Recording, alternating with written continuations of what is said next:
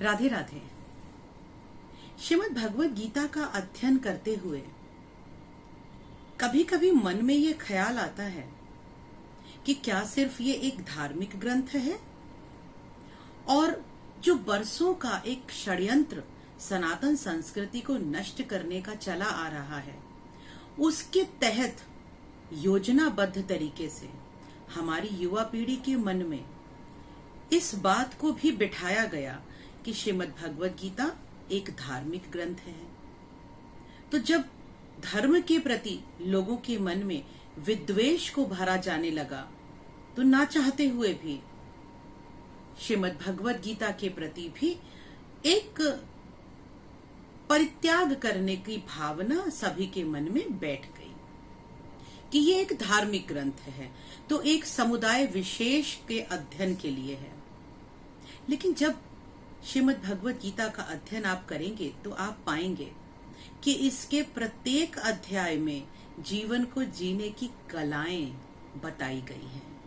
किस तरह से टाइम मैनेजमेंट करना चाहिए, किस तरह से प्लानिंग करनी चाहिए, किस तरह से अपने एम को पाने के लिए फोकस्ड होकर हमें काम करना चाहिए, किस तरह से बिना स्ट्रेस के प्लानिंग करनी चाहिए, ऐसी बहुत सी चीजें। तो श्रीमद् भगवत गीता के 16वें अध्याय की अब हम बात कर रहे हैं। आज से 16वां अध्याय आरंभ करते हैं। 16वें अध्याय में हमें बताया गया है कि एक मनुष्य के अंदर कौन सी क्वालिटीज पॉजिटिव होती हैं और कौन सी क्वालिटीज नेगेटिव होती हैं। अगर हम बात करें 16वें अध्याय का नाम क्या है, तो इसका नाम है दैवासुर संपद विभाग योग। दैवासुर यानी देव और असुर, देवता और राक्षस, सुर और असुर। संपद विभाग यानी उनके गुण, उनकी संपत्ति। तो देवताओं की संपत्ति क्या है? यहाँ संपत्ति का अर्थ राजपाट, वैभव, यश इससे नहीं है। मनुष्य की जो शाश्वत संपत्ति है वो उसके गुण धर्म है, उसकी एट्रीब्यूट्स हैं, उसके अंदर क्या क्या होना चाहिए, क्या क्वालिटीज होनी चाहिए जिसके कारण लोग उसे याद रखें। वो एक मनुष्य की वास्तविक संपत्ति होती है। तो श्रीमद् भगवत गीता में भगवान कृष्ण अर्जुन को समझाते हुए ये बताते हैं कि हे अर्जुन, कौन से 24 गुण ऐसे हैं जो कि दैवीय गुण कहलाते हैं, यानी पॉजिटिविटी कहलाती है। ये गुण जिस व्यक्ति में होंगे वो व्यक्ति सदैव सफल रहेगा। अभी यहाँ सफलता का आश्रय क्या है? सफलता का अर्थ ये है वो सुखी रहेगा, उसकी आत्मा में शांति रहेगी और वो जिस भी कार्य को करेगा उसे प्रसन्न चित्त होकर करेगा। दरअसल सफलता भौतिक नहीं होती और हमने सफलता को ना भौतिक बना दिया है। अगर भौतिक उपलब्धियां हैं तो हम सफल हैं, भौतिक उपलब्धियां हमें नहीं मिली तो हम असफल हैं। लेकिन भगवान यहाँ कहते हैं सफलता का अर्थ है प्रत्येक कर्म को करते हुए प्रसन्न चित्त रहना और किसी भी कर्म के फल से बंधना नहीं। और ये वाली चीज बड़ी महत्वपूर्ण है, माफ कीजिए। अभी 16वें अध्याय के पहले, दूसरे और तीसरे श्लोक में भगवान कृष्ण दैवीय गुणों की चर्चा करते हैं कि एक मनुष्य के अंदर कौन कौन से गुण होने चाहिए। यहाँ 24 गुण हैं और 3 श्लोकों में कहे गए हैं। आज हम प्रथम श्लोक की चर्चा करेंगे क्योंकि प्रत्येक गुण को समझना बहुत आवश्यक है। सिर्फ हमें उनके नाम रटने नहीं है, उन गुणों को आत्मसात कैसे करना है ये भी जानना जरूरी है। तो आरंभ करते हैं 16वें चैप्टर, 16वें अध्याय के प्रथम श्लोक से। श्री भगवानुवाच अभयं सत्त्व संशुद्धिर् ज्ञानयोगव्यवस्थितिः दानन्दमश्च यज्ञश्च स्वाध्यायस्तप आर्जवम्। अभयम, अभय का अर्थ क्या है? भगवान ने कहा दैवीय गुणों में सबसे प्रथम गुण है निर्भीक होना, अभय होना। किसी भी परिस्थिति, किसी भी मनुष्य, किसी भी विचार से भय ना लगना।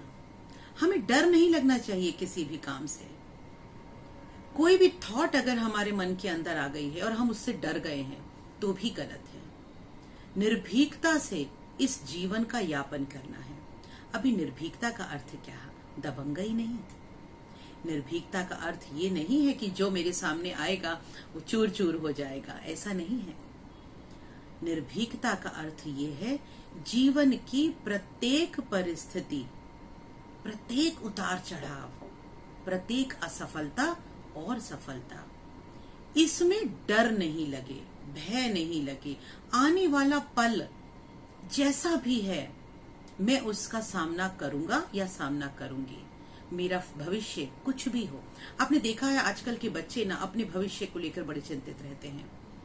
हर पल उनके दिमाग में करियर की चिंता, परिवार की चिंता, हमारी जिंदगी चलेगी कैसे, अच्छी चलेगी या नहीं चलेगी, डर है।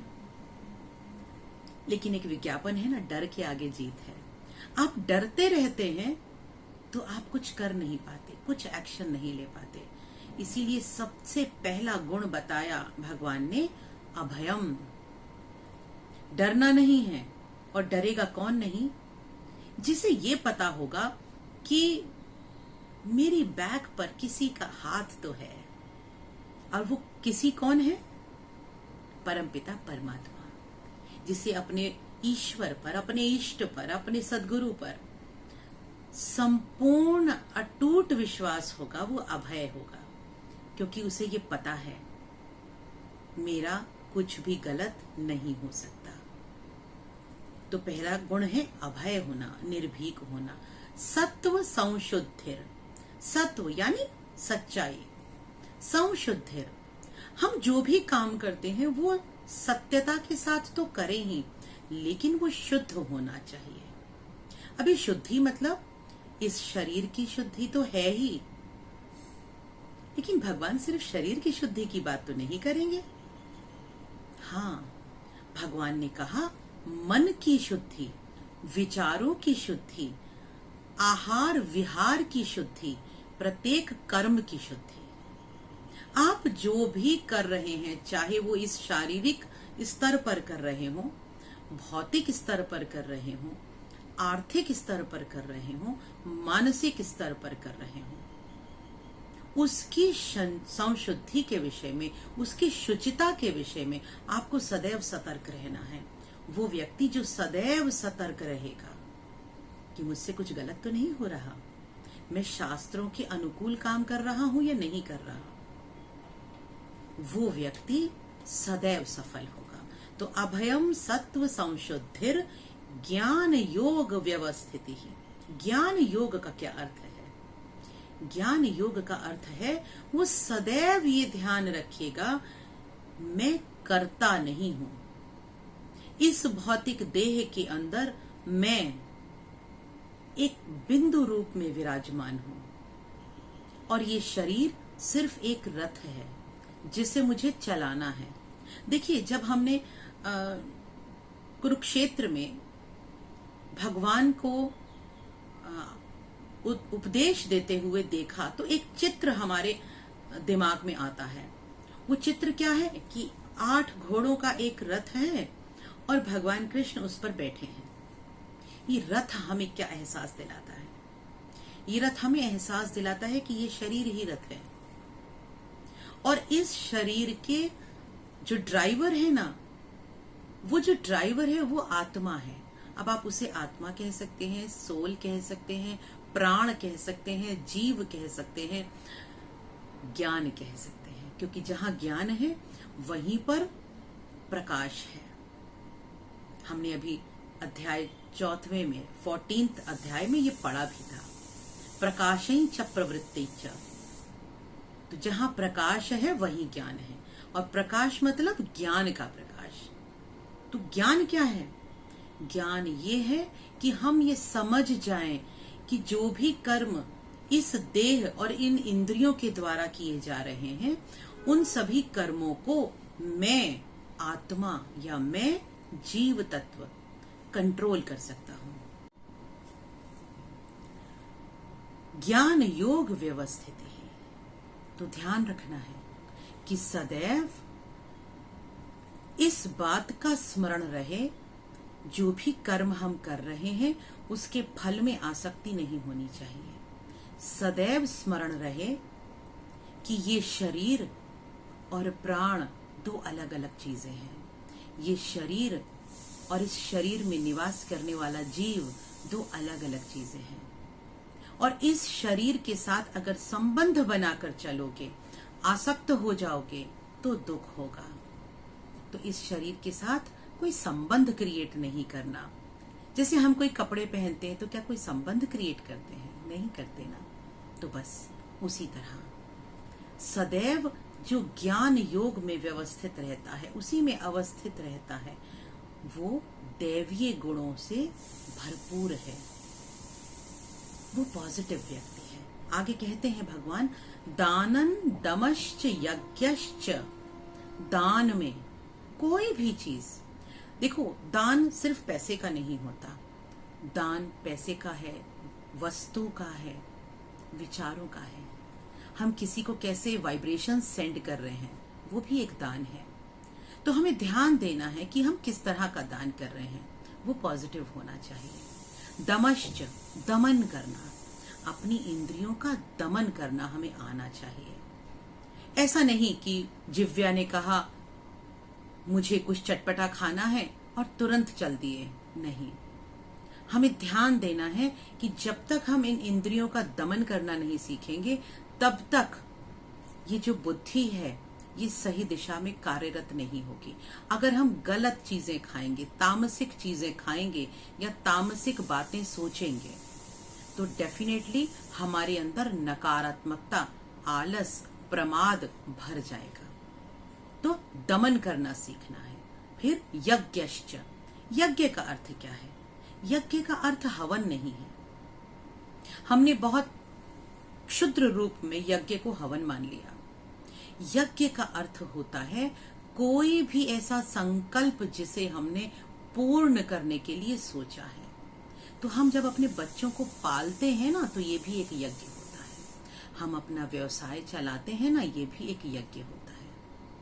तो जो भी यज्ञ हम कर रहे हैं, दानन दमश्च यज्ञश्च स्वाध्यायस्तप आर्जवम। स्वाध्याय, सदैव स्व का अध्ययन करना है। अभी यह स्वाध्याय का दो तरह से अर्थ होता है।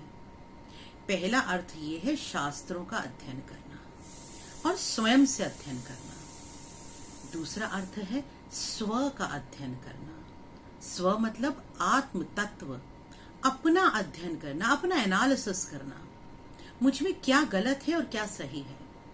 क्योंकि डेफिनेटली हम सभी के अंदर जो कोई ना कोई तामसिक गुण होता है। क्यों होता है? क्योंकि हम इन तीन गुणों से मिलकर बने हैं। तो हमें ये एनालिसिस करना आना चाहिए, हमारे अंदर कौन सी आदत ऐसी है जो अच्छी नहीं है, किसे हमें बदल देना चाहिए। तो जो स्वाध्याय करेगा, जो स्व का अध्ययन करेगा, वही अपने अंदर इम्प्रूवमेंट लेकर आएगा। इम्प्रूवमेंट सिर्फ मोटिवेशनल स्पीच सुनने से नहीं मिलता। इम्प्रूवमेंट मिलता है एनालिसिस करने से। सेल्फ एनालिसिस रिक्वायर्ड है। उसके बाद कहते हैं स्वाध्यायस्तप आर्जवम, तप करना चाहिए। तप का मतलब, तप का अर्थ है किसी भी एक संकल्प को ठानना और फिर उस संकल्प के लिए अगर कुछ त्याग करना पड़े तो वो त्याग करना। जैसे एक विद्यार्थी का तप है निद्रा का त्याग, आलस का त्याग। अगर वो निद्रा का त्याग करता है, आलस का त्याग करता है, तो वो अपने जीवन में पॉजिटिविटी को क्रिएट करेगा और अपने डेस्टिनेशन को पाने के लिए पूरी ऊर्जा और पूरे उत्साह के साथ काम कर पाएगा। तो इस श्लोक में भगवान ने हमें कई गुण बताए। अभयम, सत्व संशुद्धिर ज्ञान योग व्यवस्थिति दानं दमश्च यज्ञश्च स्वाध्यायस्तप आर्जवम।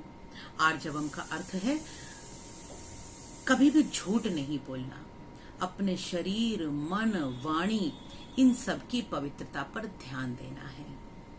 तो चलिए आज के लिए इस एक श्लोक पर हम सभी मनन करेंगे, आप भी मनन करेंगे कि आखिर ये वाले जो गुण हैं इसमें से कितने गुणों का पालन मैं करती हूँ या मैं करता हूँ।